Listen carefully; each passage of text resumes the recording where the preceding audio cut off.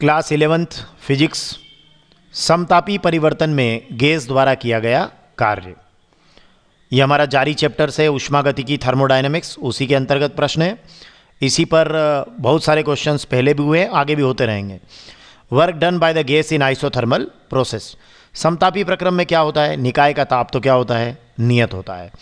अब ऐसे परिवर्तन की अवस्था में गैस के द्वारा कितना कार्य किया गया है, इसको हमें निकालना है। तो हम ऐसा मानते हैं कि माना हमारे पास कोई आदर्श गैस है और वो समतापी रूप से जो है अपनी प्रारंभिक अवस्था P1 V1 से अंतिम अवस्था P2 V2 तक आती है या परिवर्तित होती है। मतलब गैस का प्रारंभिक दाब P1 है और प्रारंभिक आयतन V1 है। ये प्रारंभिक अवस्था M हुई और बाद की जो अवस्था है जिसको हम अंतिम अवस्था कह रहे हैं, जिसको हम N नाम दे रहे हैं, तो उसमें दाब P1 से P2 हो जाता है और आयतन V1 से V2 हो जाता है। तो ये दाब और आयतन के बीच में ये देखिए आप इस तरीके से x और y अक्ष पर लेकर हमने ग्राफ खींचा है। तो इससे हमें प्रारंभिक अवस्था और अंतिम अवस्था के बारे में पता चल रहा है। तो चलिए, ये तो प्रारंभिक अंतिम अवस्था की बात होगी। अब आदर्श गैस के बारे में थोड़ी सी बात कर लेते हैं कि माना हमारे पास जो है गैस है, उसका दाब P और आयतन कितना है? V है। देखिए दाब P आयतन V है। तो आदर्श गैस समीकरण से गैस के 1 मोल के लिए क्या होगा? N मोल के लिए तो Pb = nRT होता। 1 मोल के लिए क्या हो जाएगा? N के प्लेस पर 1 हो जाएगा, तो Pb = RT, या P की वैल्यू आई RT/V। तो ये हमने Pb = RT तो हमारी आदर्श गैस समीकरण है, ठीक है ना। यहाँ से अगर आप P निकालेंगे तो ये RT/V हो जाएगा। चलिए, अब हम बात करेंगे कि यदि हम क्या करें, समतापी परिवर्तन है और आयतन में सूक्ष्म परिवर्तन किया dV, है ना। तो आयतन में अगर हम सूक्ष्म परिवर्तन करते हैं dV, क्या करते हैं? दाब आरोपित करते हैं, आयतन में सूक्ष्म परिवर्तन dV किया, तो इस परिवर्तन में गैस के द्वारा क्या कार्य किया जाएगा? तो गैस द्वारा जो किया गया कार्य होगा वो होगा dW = PdV। ये आया ना आपको? ये एक्चुअली ये कार्य है, और कार्य जो होता है वो होता है बल गुणित दूरी, और बल होता है दाब गुणित क्षेत्रफल। तो ये हो गया दाब गुणित क्षेत्रफल, क्योंकि दाब बराबर होता है बल बटे क्षेत्रफल, है ना। तो बल की जगह आप लिखेंगे दाब गुणित क्षेत्रफल, है ना। बल मतलब फोर्स, फोर्स इंटू डिस्टेंस, ये हो गया वर्क। अब फोर्स के प्लेस पर क्या लिखा आपने? Pressure into area. दाब गुणा क्षेत्रफल गुणा दूरी, और क्षेत्रफल गुणा दूरी हो जाता है आयतन। तो इसलिए आपने यहाँ लिखा कार्य के प्लेस पर दाब गुणा आयतन। ये देखिए PdV। एक्चुअली ये आयतन में परिवर्तन शब्द है ना। तो यहाँ भी क्या हुआ है कि जब आप बल आरोपित करते हैं तो वो जो गैस के आयतन में जो चेंज होता है ना, वो जो गैस जो उसकी प्रारंभिक अवस्था से अंतिम अवस्था तक पहुंचने वाली जो दूरी होती है, तो वो एक जो चेंज होता है, वही चेंज यहाँ लिखा है जो आयतन के रूप में आ रहा है। तो dW = होता है PdV। तो यहाँ से अगर आप ये कहते हैं कि अगर हम पूरी गैस की बात करें, जिसको संपूर्ण प्रक्रम की बात करें, अर्थात गैस अपनी प्रारंभिक अवस्था M से अंतिम अवस्था N तक आती है, तो उस समय तक कितना कार्य किया जाएगा? जैसे यहाँ गैस द्वारा किया गया कार्य इतना है, तो पूरी प्रारंभिक अवस्था से अंतिम अवस्था तक आने में कार्य कितना होगा? तो ये dW की जगह हो जाएगा W, और आप इंटीग्रेशन कर देंगे, समाकलन करेंगे, और कहाँ से कहाँ तक की लिमिट में करेंगे? M से लेकर N तक। देखिए M प्रारंभिक अवस्था और N अंतिम अवस्था, तो प्रारंभिक अवस्था से अंतिम अवस्था तक, और ये PdV हो गया, ठीक है ना।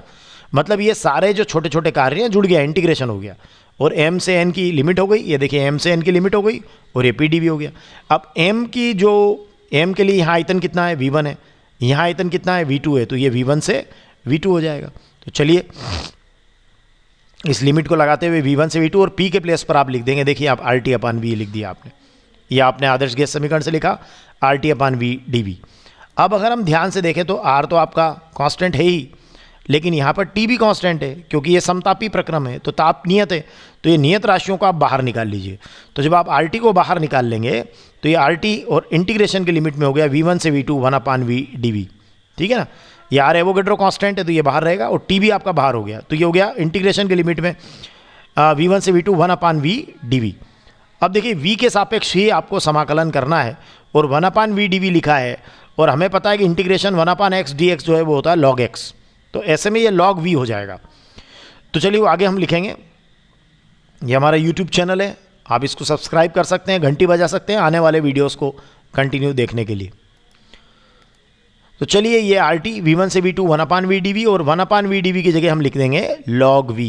तो देखिए log E बेस पर V लिखा, और V1 से V2 की लिमिट अब हमें पता है कि जब आप लिमिट अप्लाई करते हैं तो पहले अपर लिमिट लिखते हैं, फिर माइनस लगाकर लोअर लिमिट।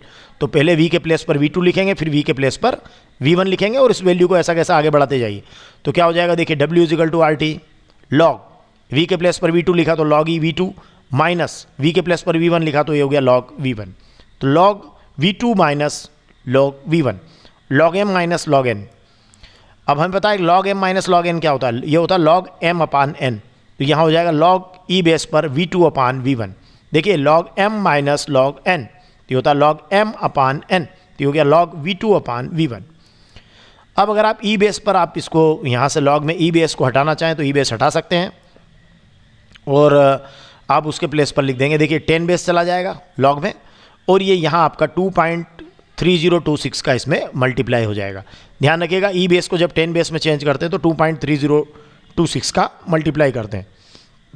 तो ये आपका किया गया कार्य हो गया। अगर गैस के n मोल ले लिया आपने तो n मोल में n का गुणा हो जाएगा, क्योंकि ये 1 मोल के लिए है, n मोल में n का गुणा हो गया। और ये किस रूप में आया है, तो ये आयतन के पदों में आया है किया गया कार्य। तो समतापी परिवर्तन में ये जो गैस द्वारा किया गया कार्य है ये उसका व्यंजक हो गया आयतन के रूप में। अगर इसी व्यंजक को आप दाब के रूप में लेना चाहें तो भी आप ले सकते हैं, क्योंकि आप जानते हैं P1 V1 is equal to P2 V2 is equal to होता है RT। तो अगर आप यहाँ से ऐसा करते हैं कि V2 अपान, ये तो RT तो कांस्टेंट हो गया, अब V2 अपान V1 निकालेंगे तो हो जाएगा P1 अपान P2। तो V2 अपान V1 के प्लेस पर अगर आप P1 अपान P2 लिख देते हैं तो यही आपका फार्मूला जो है ये दाब के रूप में भी हो जाता है। तो इस तरीके से हम समतापी परिवर्तन में गैस द्वारा किए गए कार्य का व्यंजक ज्ञात कर सकते हैं बहुत आसानी से। अब अगले वीडियो में हम बात करेंगे रुद्धोष्म प्रक्रम में गैस द्वारा किए गए कार्य की।